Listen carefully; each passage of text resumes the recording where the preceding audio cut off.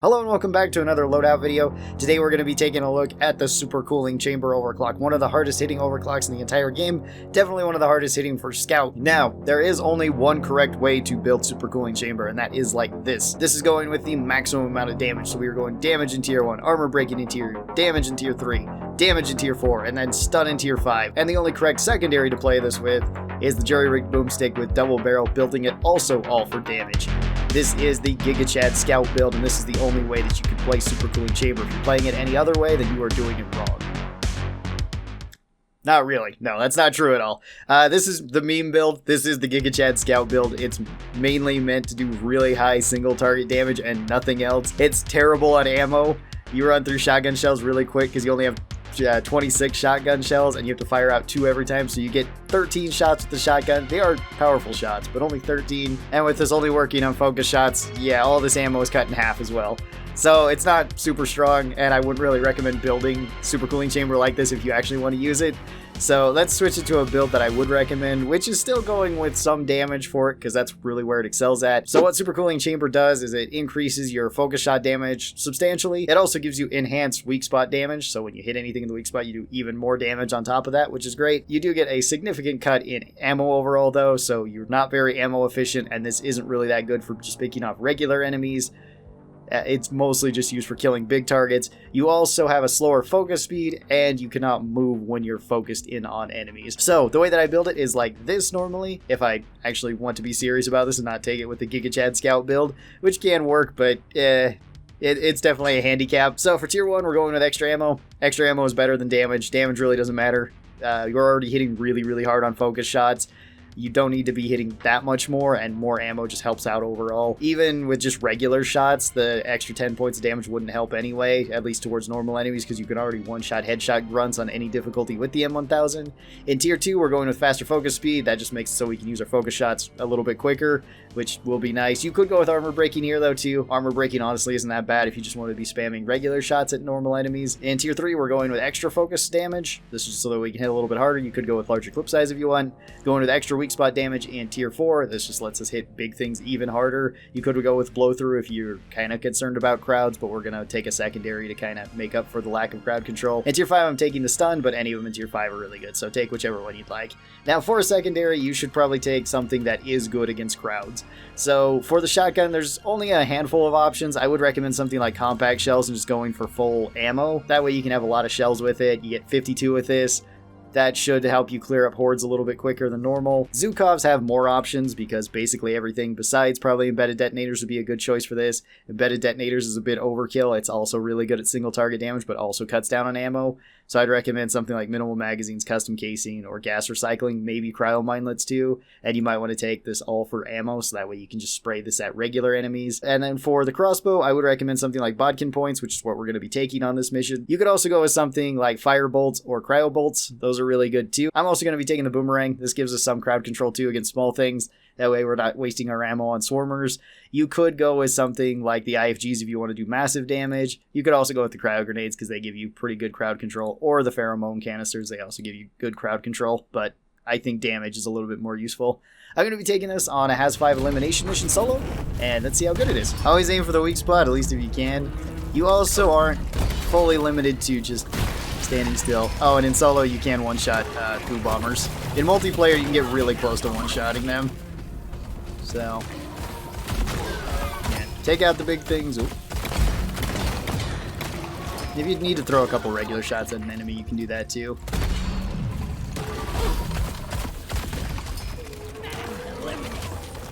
I'm gonna get underneath this so that we can actually hit it. There we go. Rooter dead. Use our boomerangs to clear up any of the smaller things. Okay. Then we'll use the crossbow for crowds. And that's kind of how this build functions, is that once you have large amounts of crowds, switch to the crossbow. Once you have one big single target, like a Praetorian, an Oppressor, a Menace, Goo Bomber, whatever it might be, then use the other. Let's take that out.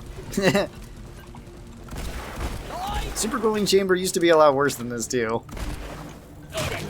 It's really nice that it's been buffed. Alright.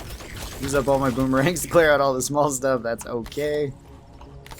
Grab our flowers. There's a golden loot bug up here I gotta pet. Alright. There we go. That's all the good luck that we should need. Now let's fight a dreadnought. Oh, Hive Guard. Okay. You also really want to prioritize nitro with this build.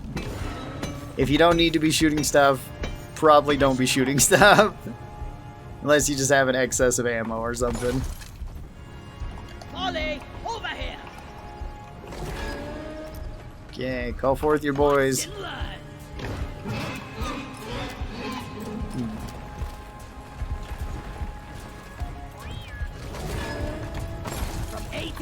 Okay. Maybe I can hit him in the weak spot. If not, we just have to hit him in the face. That's okay too. Not quite. Alright. Now I can hit him in the weak spot. Okay.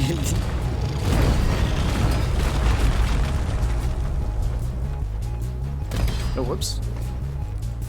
Take your time. Line up your shots. Unless you're about to die and then, you know, get away. Be sure to use Scout Superior Mobility. Since he's in his last stage too, we'll do that. That'll make it so...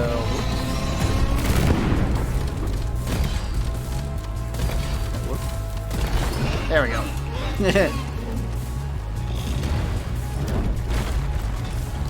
You can also use the crossbow for these.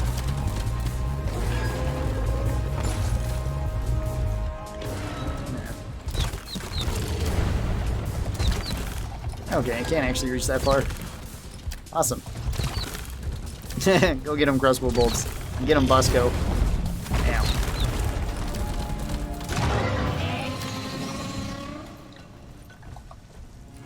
Okay. Man, use 2 of those shots.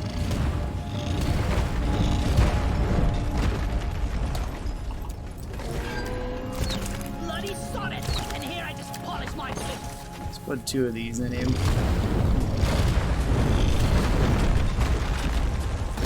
That way he can't move too quick.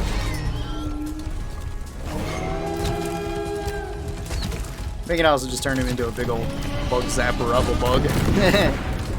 That works as well. There we go. You can also skip stages like that if you hit a dreadnought hard enough. And SuperCooling chamber definitely hits hard enough. You can also do it even easier if you have like ice on top of a dreadnought. Or if you have hyper propellant, or if you have hyper propellant and ice. Oh no! No, not again! This happened the other day! No! No! Poor little loot bug. No! He was innocent. Alright, Molly.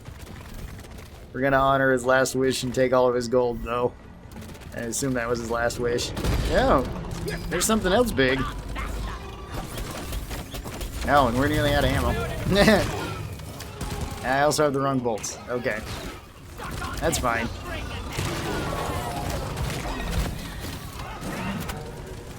Oh, whoops. Missed that one.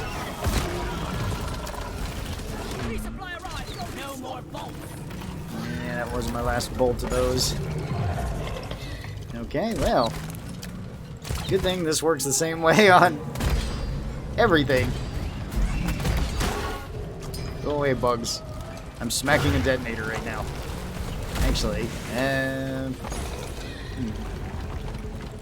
oh, Bosco's also smashing it. Alright. Thanks, Bosco. Appreciate that. Oh, wait, I should have saved the detonator. Dang it. I wasn't thinking. I could have used it to kill the dreadnought. Alright.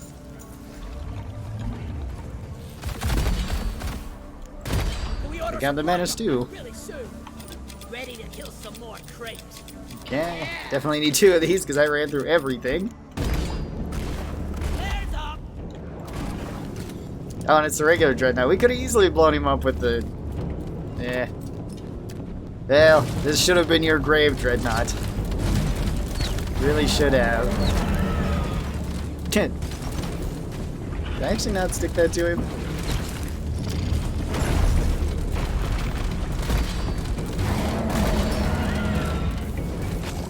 Okay.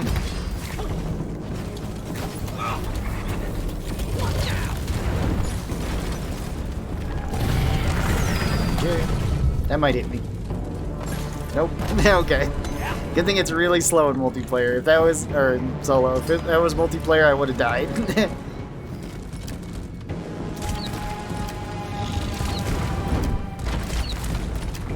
Alright, stick a couple electro bolts in him.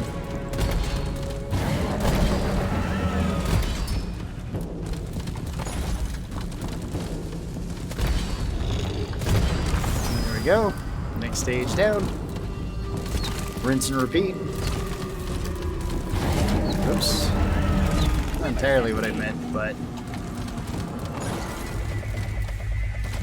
it's okay. It's good enough. There we go. Alright. Dreadnought's down. Still would have been better had we blown him up with the detonator, but eh. Can't get everything that we want, I guess. Mostly because I forget that I wanted that. I imagine for this one we're barely going to have any kills. I don't even think we're going to hit triple digits. We might not even hit 50. I don't remember killing all that much stuff. Maybe early on with all the swarmers and stuff, that might get us up over 100. Nope, 76. Yeah, not a whole lot of kills. This build isn't going to get you a whole bunch of kills. It's mainly for just killing really big things and hitting really big things really hard. And if you have tons and tons of swarms, this build is going to struggle. However, on missions like this and missions like the Industrial Sabotage, SuperCooling Chamber can be super useful.